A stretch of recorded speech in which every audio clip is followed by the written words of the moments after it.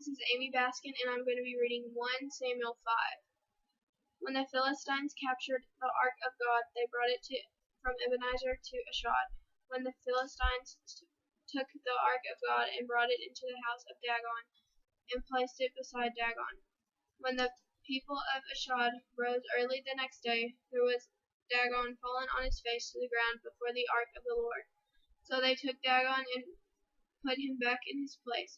But when they rose early on the next morning, Dagon had fallen on his face to the ground before the ark of the Lord, and the head of Dagon and both his hands were lying cut off upon the threshold. Only the trunk of Dagon was left to him. This is why the priests of Dagon and all who enter the house of Dagon do not step on the threshold of Dagon in Ashdod to this day. The hand of the Lord was heavy upon the people of Ashdod, and he terrified and struck them with tumors, both in Ashdod and its territory.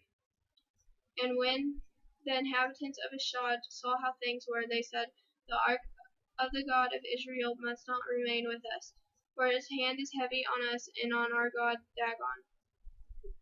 So they sent and gathered together all the lords of the Palestines and said, "What shall we do with the ark of the God of Israel?" The inhabitants of Gath replied, "Let the ark of God be moved onto us."